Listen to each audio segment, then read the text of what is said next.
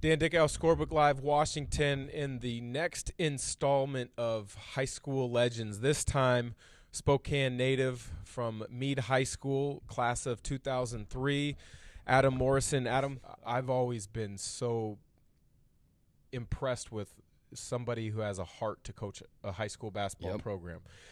Because you're typically coaching guys and girls in their formative years. Mm-hmm. Many times they're not ready to understand expectations or play to expectations, and they're trying to figure out how you fit into a team setting Yep. for the betterment of a team.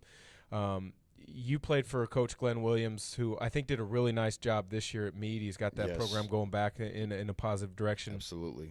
But he's been there for a long time, Mm-hmm. and he's coached a number of groups, successful, not so Mm-hmm. successful, kind of middle of the pack. When you look at your experience playing for Glenn, what was it? And then you went back when you were done playing and Yeah. coached with him for a little bit, so you've seen both sides of Glenn. Yeah. So when I first the Glenn's told this story, I talked about the emotion of playing with my dad, and so I grew up with both of Glenn's sons, Eric, who was a year above me, and then Brian, who was my point guard, who played at Whitworth, so a very good high school player and obviously a good basketball player. He played 4 years, started at a really good Division III program. And Glenn always tells the story is he was sitting up in the stands at an AU game, and I just moved to town, and I was playing against Brian's team, and I was very emotional and blah, blah, blah. And he goes, man, somebody's going to have a hard time coaching that kid. I ended up moving to the district, and we had 2 really good seasons there.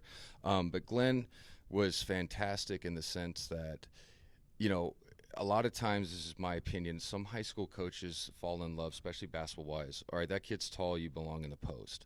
I was 6'4", 6'5", 6'6" at the time.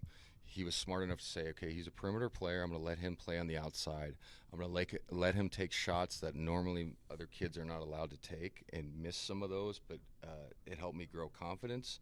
And then I think my freshman year, what he did a fantastic job of, at Mead at the time, you could either play varsity or you couldn't play JV or freshman. I could have played varsity, but I probably would have rode the bench, not played much. He kept that freshman group together. We went 19-0. Later, that class went to the state final.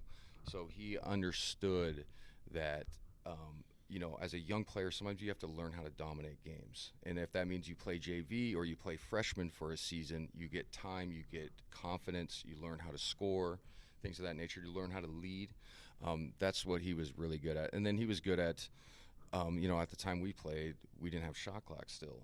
So we pressed the whole game. Like schematically, he was really good as well for a high school coach. So, I'm always thankful that I was lucky enough to have a high school coach like that. I really was, because he prepared me for the next level. He listened, he knew my dad was a college coach, so he listened to kind of what, hey, the Adam can do this, he can come off screens. But my dad wasn't like, hey, you need to run this Sure. stuff. But like that's sometimes egos get in the way, and he was smart enough to go, okay, what is good for us, Adam as well, and the team. And we had a lot of success.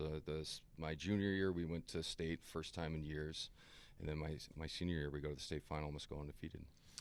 Now, he also has played an influential role of getting you back into the game of basketball. When you were Absolutely. done in the NBA, Mm-hmm. a lot of players, you just want to take a time away from the game. Yep. It's been such a big part.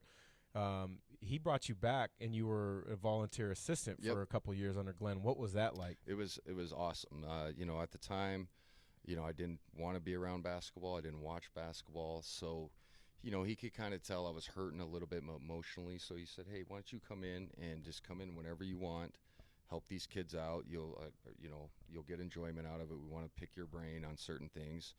And that really, I said it in my GU speech that it really helped the healing of basketball for me. So it was a really cool experience too to play for a guy, then go back with a different mindset. Sure. You know how it is. You're a grown man now, and just see how he coaches, because he's a very shirt off your back kind of person. And to see that other side of it, because you do realize you feel the love, but when you're a young kid, you don't fully grasp it. And like you said, what high school coaches do, they don't get paid very much. They're doing it a lot of times for the love of the kids and just the love of the sport. It was fantastic, and he's done so much for me, behind the scenes, and just bringing back basketball into my life. And then his son Brian, who I mentioned earlier, is an assistant, so it was cool to work with him again. And I just had a outside view. You know, I helped, but I was just kind of on the periphery. I kind of just helped the kids. Okay, this is what you need to do. Glenn already knows X's and O's and stuff of that nature. So it was fantastic. And if my daughter wasn't playing, I'd still be doing it. But you know, time's an essence now. Absolutely. For Scorebook Live Washington, that's Adam Morrison. I'm Dan Dickow.